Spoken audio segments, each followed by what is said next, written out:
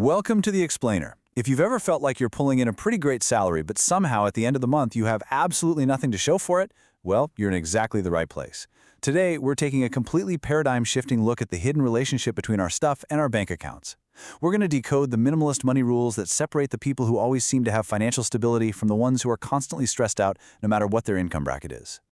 Okay, so let's jump right in. Picture two completely identical apartments in the exact same neighborhood. In the one on the left, you've got somebody pulling in 95 grand a year. You walk in, there's a massive 75-inch TV, a $4,000 leather sectional, and the closets are literally overflowing.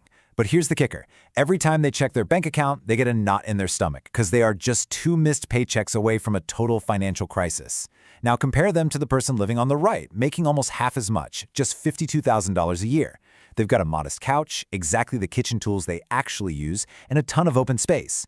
But they have 18 months of living expenses saved up, and they're investing 20% of every single paycheck. It's wild, right? The person earning almost half as much has 10 times the financial security.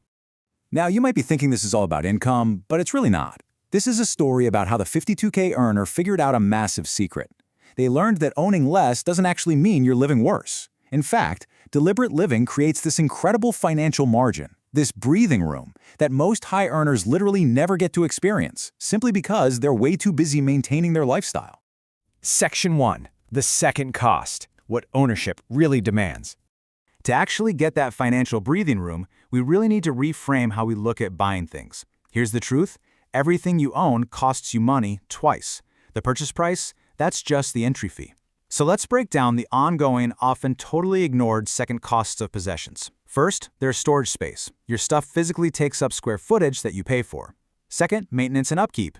Things need to be cleaned, insured, repaired. Third, and I find this one fascinating, is mental energy.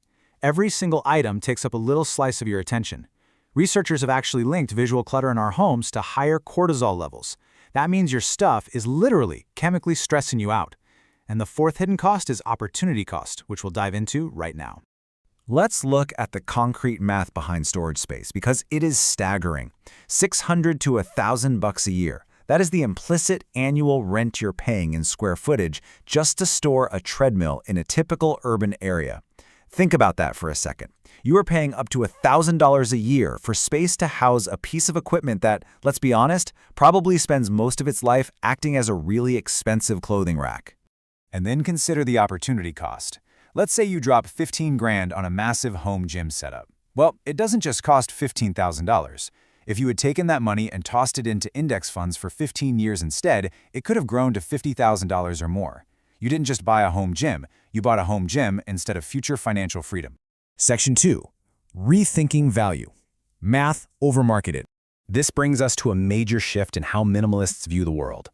They calculate true cost to cut right through all the marketing tactics, emotional impulses, and social pressure. Let's see this in action by comparing the cost per use of two jackets. Jacket A costs $200. Cheaper up front, right? But it's super trendy, so you only wear it twice. That effectively costs you $100 per wear. Now, Jacket B is double the price at $400, but it's a high-quality, classic staple that you end up wearing 200 times. Your cost per wear plummets to just $2. This calculation completely destroys the logic of impulse purchases because it proves that a more expensive, frequently used item is actually way cheaper and a much better investment in any meaningful sense. Minimalists also use something called the replacement test. Try doing a quick mental audit of your place right now. If your fondue set or that bread maker you haven't touched in a year magically disappeared today, would you genuinely go out and spend your hard-earned money to buy it again? For a lot of things, the honest answer is no way. Getting rid of those failed items reclaims an enormous amount of mental space and time. We also have to be aware of wealth destruction disguised as progress. $200,000? That's the lifetime waste you can rack up simply by upgrading functional items out of pure boredom.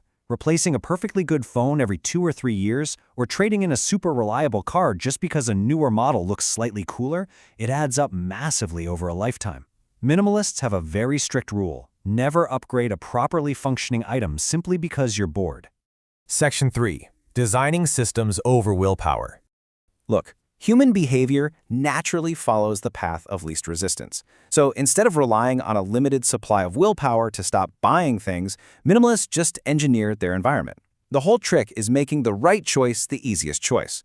Notice the contrast here between spending friction and saving ease. If you delete shopping apps from your phone, refuse to save your credit card info online, and enforce a strict 24-hour waiting rule before any non-essential purchase, you make spending really annoying. That 24-hour rule alone knocks out roughly 70% of impulse buys. Meanwhile, you create savings ease by setting up automatic transfers to your investment accounts on payday before you even see the cash. You're building systems that put good decisions on autopilot. And you can apply that exact same systemic approach to managing what you already own. We all know the drill. You attempt this massive, exhausting annual purge, you feel amazing for a week, and then you just slowly accumulate it all back. Instead, try cyclical decluttering. Do a quick weekly glance at whatever items are coming in. Once a month, evaluate just one category, like your kitchen gadgets, and then do a quarterly check on your overall trends. Taking out just 3 unnecessary items a week is incredibly sustainable and totally prevents the mess from overwhelming you in the first place. Section 4. The Lifestyle Multiplier Effect. Okay, this is one of the most eye-opening concepts we're going to cover. It's the hidden chain reaction of major purchases, also known as the lifestyle multiplier effect.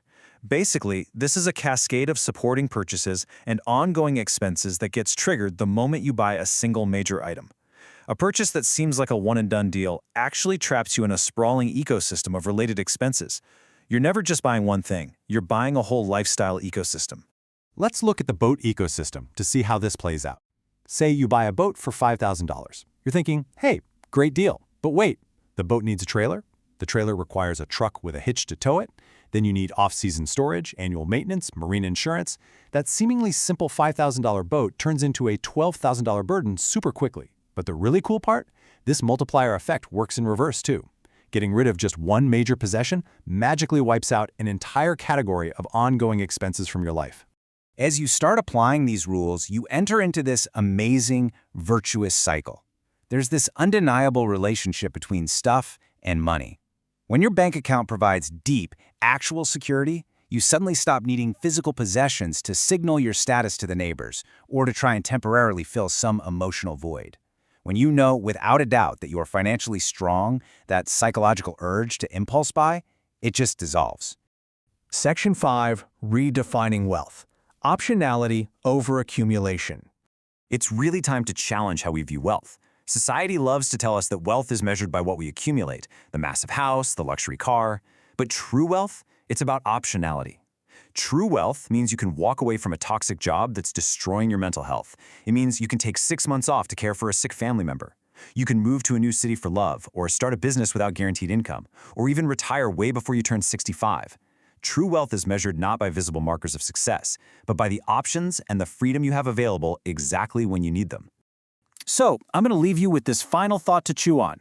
Do you want to own your possessions, or are you comfortable with your possessions owning you?